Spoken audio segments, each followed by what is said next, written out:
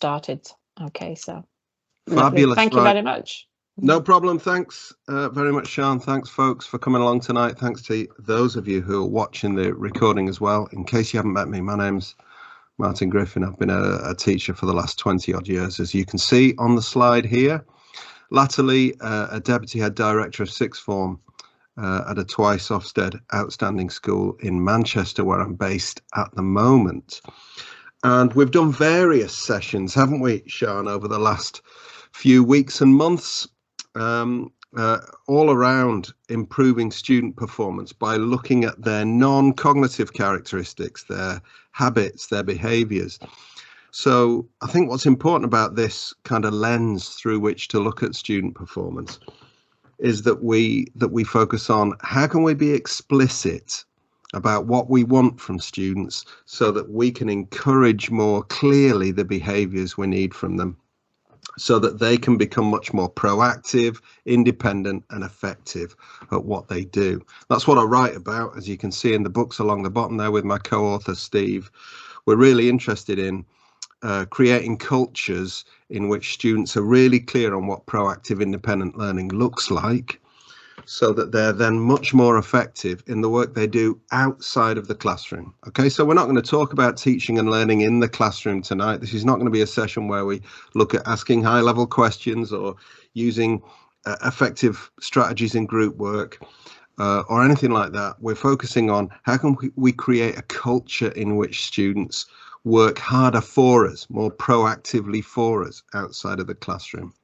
And one of the ways we can do that, I think, is to coach them with a focus on non-cognitive characteristics.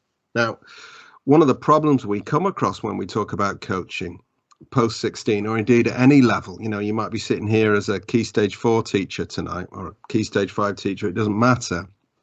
One of the issues we often come up against when we're talking about coaching in an organisation is that teachers feel they aren't sufficiently skilled to coach students effectively. They say things like, you know, quite understandably, what if a mathematician sits down with me and says, I've got a problem with core 3, but I don't know anything about maths. How can I coach them then? And I think the important thing with tonight's session is to say that subject-specific expertise is not necessary. In fact, I've read a lot about coaching, and many writers on the process of coaching would say that subject-specific expertise is a disadvantage. What you actually need is to operate much more objectively when you're working with students and talk about the process of learning from a greater distance, rather than talking about very subject-specific adjustments they could make.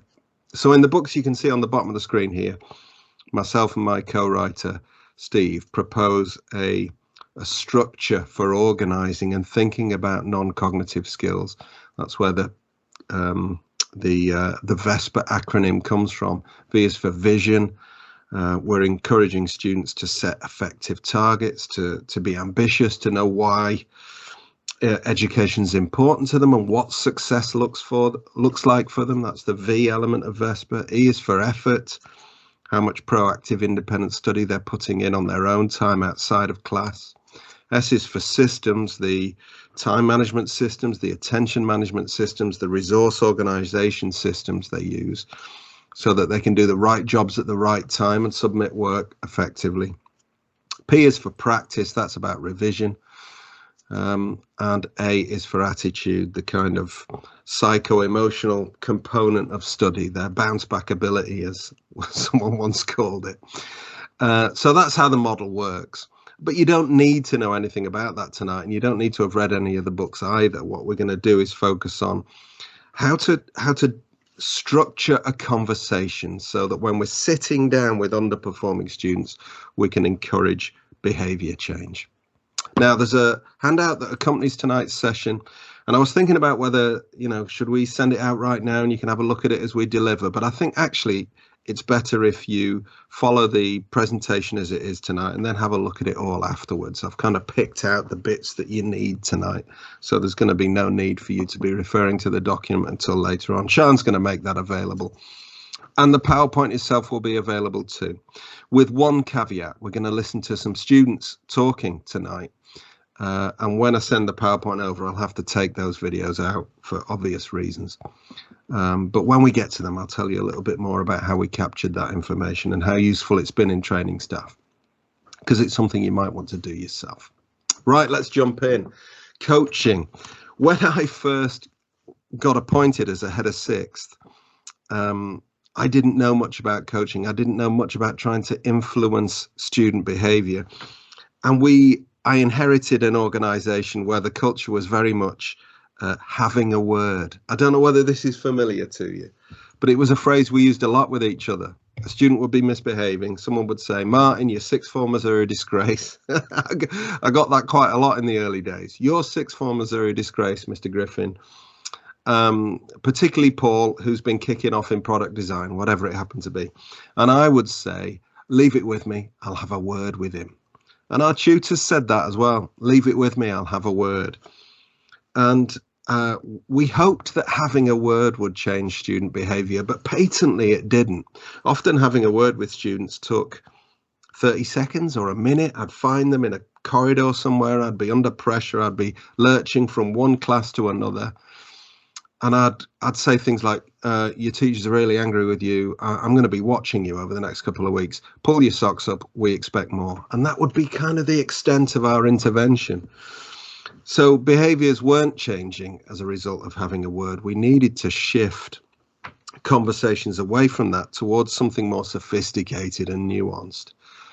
And luckily, we found John Whitmore's book, Coaching for Performance, which I quote extensively from in that little handbook that you're going to get. So you kind of get a summary of that book as part of tonight's session. So coaching is not having a word, or indeed its variants, the telling off, setting straight, or going ballistic, all of which we were very good at, and we could do in about 2 minutes with a student who wasn't performing very well, none of which were having the effect of changing those students' behaviors. So the first thing I'd like you to think about, if you're interested in structuring conversations and thinking about coaching students to change their behaviors, is that we need to shift away from having a quick word in a corner towards a longer conversation. This is a conversation that's going to need between 12 and 15 minutes, I would say. It might start off with 20 minutes, and as you get better at it, you recognize the signs, and you can get these conversations down to something like 12 or 15 minutes. They feel different to having a word. You obviously couldn't go ballistic with a student for 15 minutes. Instead, of coaching conversations, a very different animal. Here's the quote in red here was an attempt to capture the kind of tone and tenor of the conversation that we were looking for. It's a conversation that is a bit more, we're talking together today for a short period of time because we've noticed an issue about the way you're working. It's our job to make you better at what you do, to make you the best student we can possibly make you. It really matters to us that you work in effective, efficient ways.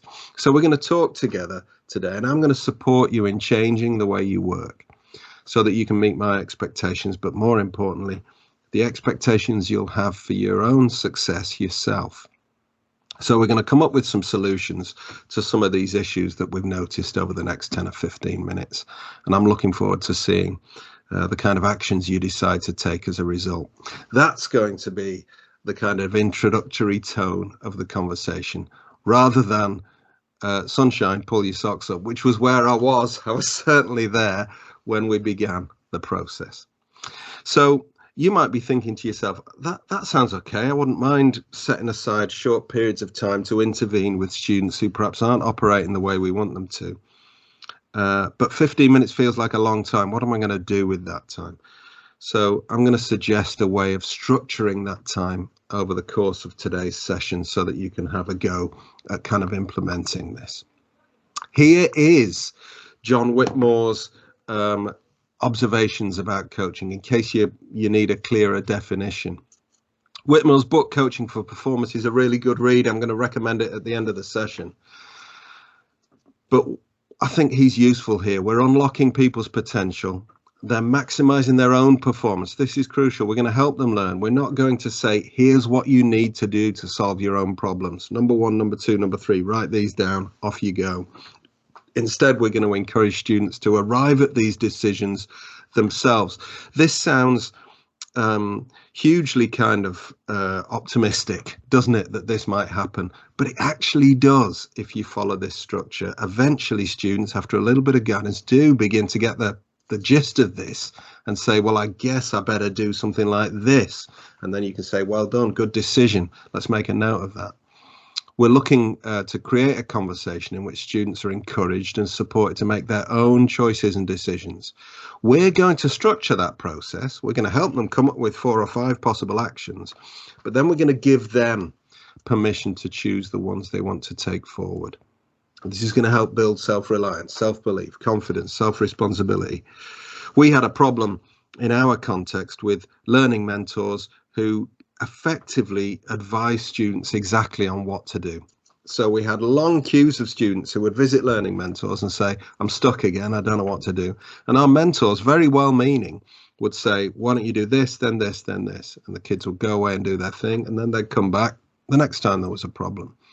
But coaching students, get models for them a process of problem solving that makes them more resilient and gives them a greater sense of self-efficacy. So commanding, demanding, instructing, persuading, it works in a very small number of cases and will be necessary for really naughty ones. But for the vast majority, we're going to be trying to raise their levels of engagement, fulfillment, satisfaction by encouraging them to solve their own problems and show them how to do that. Okay, there's plenty of evidence to show that this works. I love this quote. This was one that we used a lot when we introduced the idea with staff, that when people believe they're in control of their decisions, they tend to work harder and push themselves more. So gradually our coaching model began to create a culture bit by bit in which students were more confident. They overcame setbacks faster. They had this strong sense of self-efficacy. The locus of control was with them. All right, they could make their decisions and solve their own problems, and they'd need our support sometimes, but they were much less passive when it came to problem solving. Another person who I think speaks really well about this is Dan Pink, whose book Drive I would strongly recommend. He's really good at talking about what motivates us. And in this brief video that we're going to look at here, he uses a phrase that I return to quite a lot when I talk about coaching. Self-directed is better. So let's have a little listen to him in this clip here. Do give me a shout, Sean, if the sound isn't working or you can't hear this clearly. Turns out there are 3 factors that the science shows lead to better performance, not to mention personal satisfaction. Autonomy, mastery, and purpose. Autonomy is our desire to be self-directed, to direct our own lives. Now, in many ways, traditional notions of management run afoul of that. Management is great if you want compliance, but if you want engagement, which is what we want in the workforce today as people are doing more complicated, sophisticated things, self-direction is better. Okay. Interesting idea, this, that management is controlling others by making decisions on their behalf. You're going to do this, then you're going to do this, then you're going to do this. And to a certain extent, at Key Stage 3, that's necessary. But as we move through Key Stage 3 and 5, we need to move towards a kind of self-directed model. Doesn't fit every single student, of course, but it's one that works with a large proportion. Self-direction is better. Now, in order to get students to think about self-direction, one of the principles of coaching is this, that the student does significantly more talking than the member of staff. Okay, so challenge number 1. When we sit down for this 15 minutes, we have to have some really good questions ready that are going to encourage the kids themselves to talk, as opposed to think, my gosh, I've got a lot of time with this kid, I better fill it by kind of talking extensively myself. So we had an aim, an 80-20 aim. The student would talk for 80% of the time, we would talk for 20% of the time. And we never quite made it, I have to say, but it was one of those aspirational goals that kept our focus all the time on, if we can, ask a question that encourages the student to talk for a longer period of time and then just be quiet and listen. That was what gave us a lot of the insights that we ended up getting working with students in this way. Because what we discovered was when we left those awkward pauses, or we said, Is there anything else you want to add? We often arrived at something much closer to the truth, that students had pre-prepared excuses for why the situation was the way it was, that they might tell us in the first 10 or 15 seconds of their answer. But as we eked out the kind of silence or pushed them for a little bit more, we found ourselves arriving at a greater sense of understanding and perception. Okay, so here's challenge number one. We've got to get them to talk significantly more than they might in an ordinary one-to-one. And one of the ways we can do that is to think about the questions we're going to ask. So in your handout, I've given you 200 questions. It's kind of overkill that. You are not going to need 200 questions to ask students. I've even organized them for you. The handout's going to look something like this. There's 2 pages that look like this, and I've organized them under individual headings. So if you suspect that the student might not be very good at setting goals or really understand what they're trying to achieve, you've got about, I don't know, 50 something vision questions to ask. If you think it's about their levels of effort and independent study, you've got 50 odd effort questions to ask. And the same for systems, organization, practice, the way they revise, and attitude, how they bounce back from tricky periods. But I thought I'd show just some of them. They're very tiny on your screen right now. If you want to have a look at some of them, I've kind of blown them up a little bit. Here's a few random vision questions. So you might be asking things like this of students. What obstacles do you think you may have to overcome while at school? That's a really good question, for example. For listening, for whether the student chooses external obstacles, well, maths is boring and sir doesn't like me, or whether they choose internal obstacles. I guess I'm not very motivated. What we're looking for is pushing students towards the locus of control being with them, choosing things like that. Describe a great day at work. The exact job doesn't matter is a really interesting one for figuring out what makes a student tick. What does success look like for you? Often promotes a certain amount of silence that you have to kind of tough out before the student begins to think of an answer to that one. Describe what a great report home from your teachers would say is a good way of getting a sense of what they value as well. Here are some effort questions that you might want to try. Obviously, do you think you're working hard enough is an interesting one, but I prefer the one at the bottom there. What should you be doing that you know you're not? That often starts an interesting discussion. There's one that I haven't put on the slide that works particularly well, and it's in your handout. Name someone who works harder than you. What do they do? And so we begin an objective discussion of what hardworking students do. How much work would you have to do in order to feel satisfied? An interesting sense of what their norms are about effort. Here are some systems ones. How do you feel on a Sunday night? Are you ready for the work, for the week ahead, the work ahead? How do you make sure? How do you prioritize not what needs to be done? How do you decide what to revise next? Same question, but disguised, I guess. Lots of these give us an insight into their organization, their time management, and it's often at the heart of some of the issues that they've got. What about revision? How often do you challenge yourself when you revise? Or if you could pick one activity to use to revise for an exam, what would it be? I'm always looking out for whether students pick the simplest, most straightforward activities. I just like reading the textbook, sir. It's very different from, well, I guess I would do timed kind of tests. What do you think you should do more of to improve in tests and exams? Often they don't know the answer and they need a little bit of prompting there. What techniques do you prefer to use? Often gives you an insight into how comfortable they are when they revise. I just like rereading my notes and highlighting key terms. And here's some attitude questions. What do you do when you encounter a problem? Describe a time you've taken the initiative. Gosh, that's an interesting one. If you had to create 3 rules for successful learning, what would they be? So these are the kind of questions we've given you. They've all been tested. And they've been collected not just from us, but from hundreds of teachers that we've worked with over the last few years.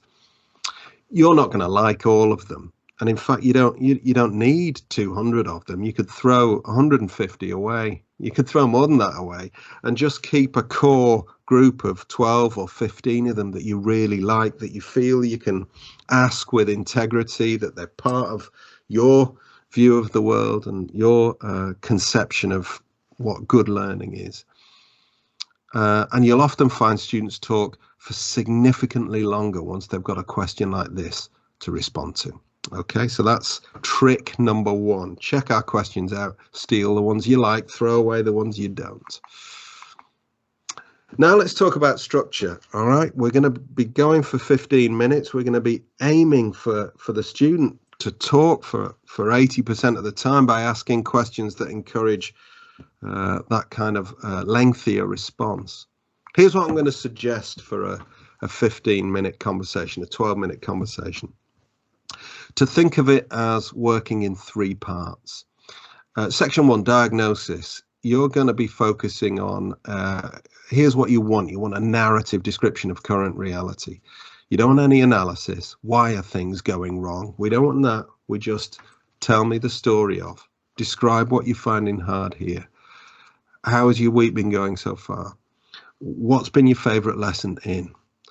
Describe a lesson in which you find it hard to concentrate. Any of these things give us a kind of narrative description of the current reality. Their language might be emotional at this point. I hate it. It's really hard. I'm terrible. I'm stupid and everyone else is clever.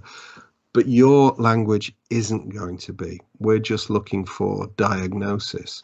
So we keep it objective and descriptive. Okay, we're not going to ask complicated why or how questions. We're looking at what, when. Narrative responses. Usually that takes up more than 5 minutes. You might be thinking, well, it's just going to be 5, 5, 5. You know, 7 or 8 minutes on diagnosis is absolutely fine. We're going to spend a little bit longer on that section during tonight's session as well. Once you've got to the end of your first 7 or 8 minutes, you might be in a pretty good situation. Yeah, I've got a handle on what the student's finding challenging or why they're underperforming. And then you move into part 2, 3 or 4 minutes long, a planning session. This is where you say, okay, so what actions could we take, do you think, to improve matters? Often you've got to model the first solution yourself, okay? I've got an idea. Do you want to hear it? And then they say, oh, well, all right then. And you say, how about you did this? And then we collaborate again. Any other actions we could take? And what we're hoping is that they begin to contribute. Sometimes they do, sometimes they don't. But you want 4 or 5 possible ways forward by the end of the middle of the conversation, where they're going, well, I could do that, I could do that. I guess you're right, I could try this. And then finally, the last 3 or 4 minutes, commitment. You hand over responsibility with clarity, okay? So at the end, we don't want, so kind of what I'd like from you, if you can at all, if it's at all possible, I'd really like you to try. We don't want that. We're saying, okay, so let me be clear here. The 3 actions you're telling me you're going to take are. So we ensure that commitment at the end. And I've got a little trick for you. On a scale of 1 to 10, how likely are you to complete these actions, as a final kind of question? So we're going to dive in over the next half an hour or so and look at each section of the conversation. But what I'd like to do is spend a little bit longer on the first bit. Get the first bit right, and planning and commitment kind of follows quite quickly after that. Okay, so let's jump in and have a look at diagnosis. What have I said here? A narrative description of current reality with no analysis. Okay, I've got some interesting starters. I hope they're interesting anyway. I find them interesting. Here's John Whitmore again in this particular quote. Anything in red with quotation marks is from Whitmore's book, Coaching for Performance. He says this, you know, during the diagnosis phase, we want observation, not analysis. Analysis and observation are dissimilar mental modes, he says, that are virtually impossible to employ simultaneously. So we don't want, why are you finding history hard? We want, describe a recent history lesson, okay? Here are some starter kind of sentence stems. That's the phrase I'm looking for. Tell me about a lesson when is always a really good one. Describe a study session you might do for psychology in a study period. Tell me the story of your week so far. Often surfaces lots of interesting things. What does a typical geography lesson look like for you?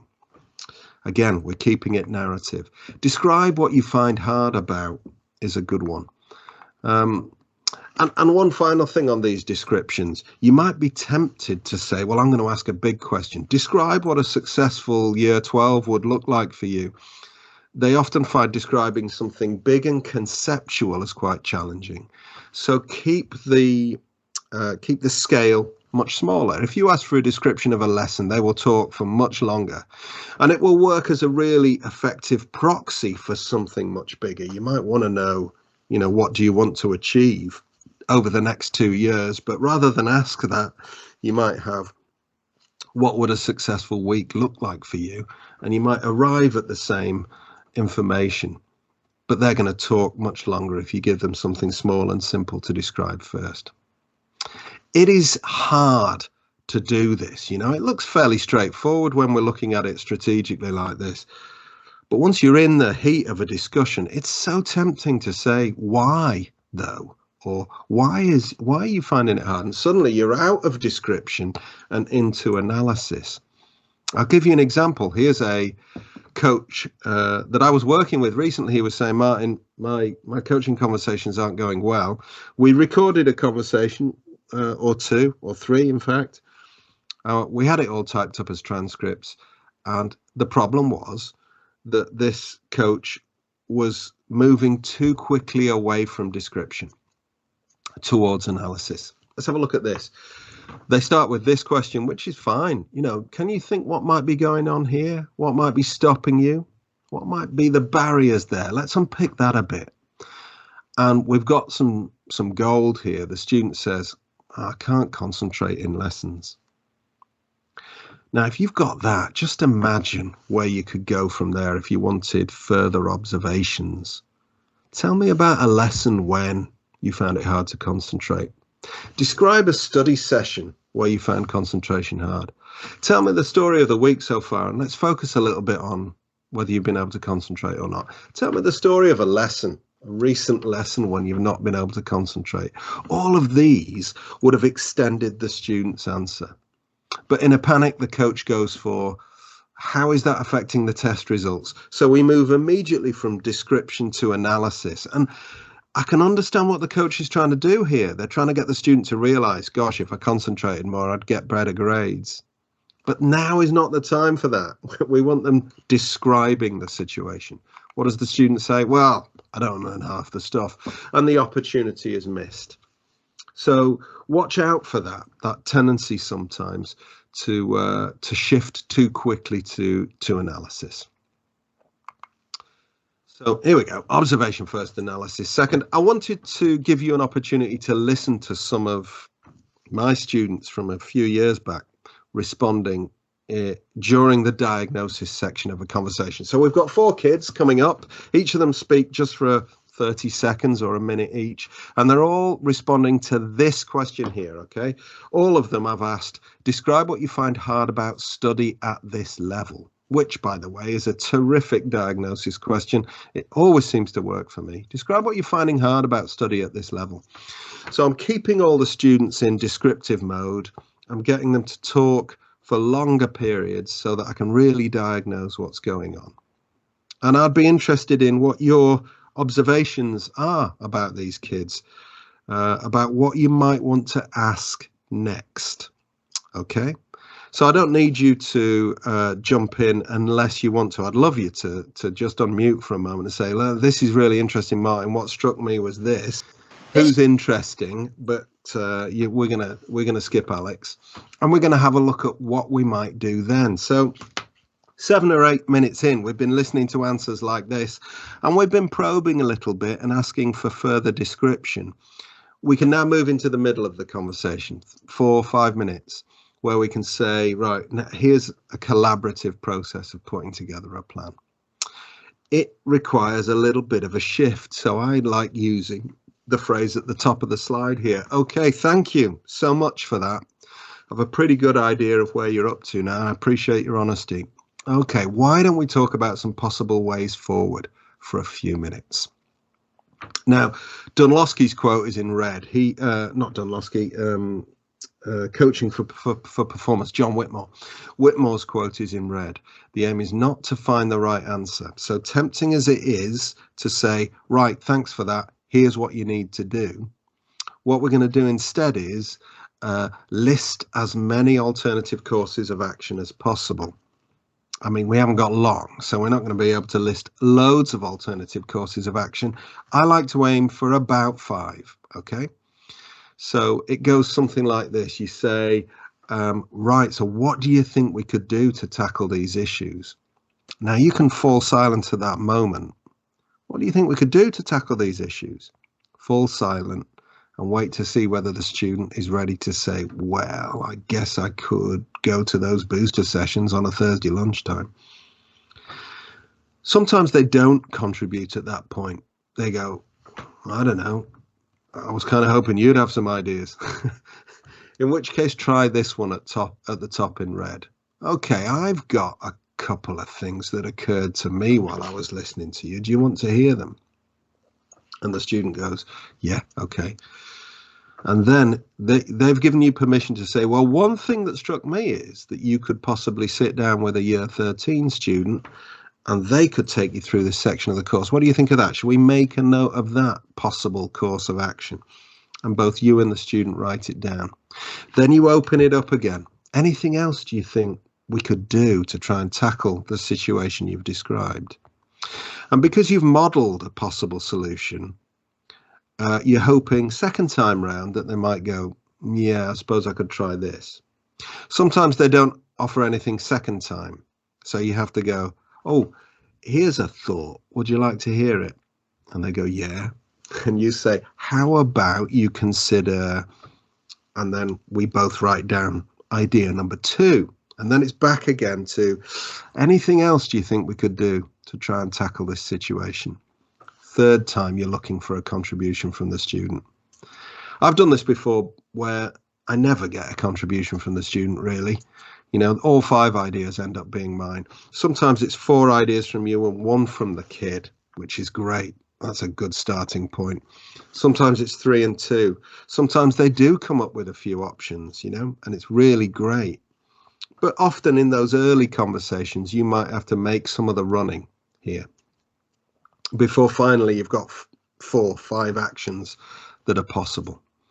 And then you might think to yourself, you might say to yourself, well, look, we've got a few options here. Which ones look like they might be actionable? Which ones do you think you might want to take on? What might have the most impact?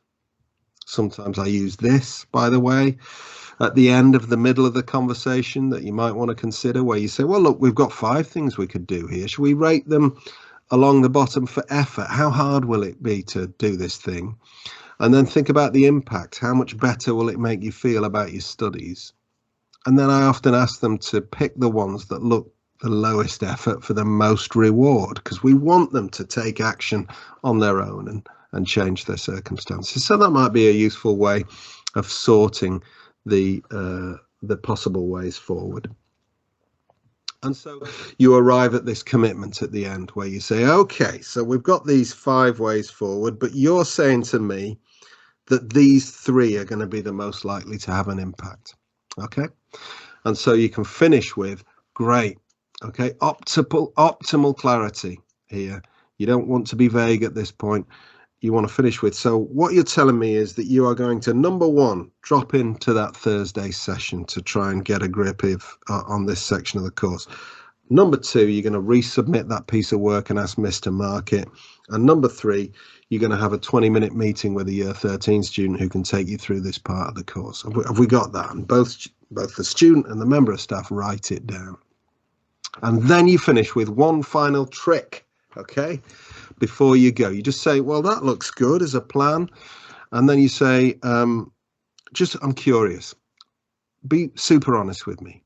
On a scale of 1 to 10, how certain are that you're going to do these 3 things? You know, like say 10 if you're going to start them straight away as soon as you leave the office, or 9 or 8 if you're confident you'll get them done before I see you again in a week's time.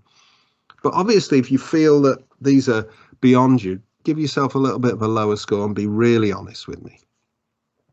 And the kid's a bit shocked by this. And some of them say, well, I don't know. I'll just give it my best shot. In which case, leave them. Other kids will say, no, it's only a 6.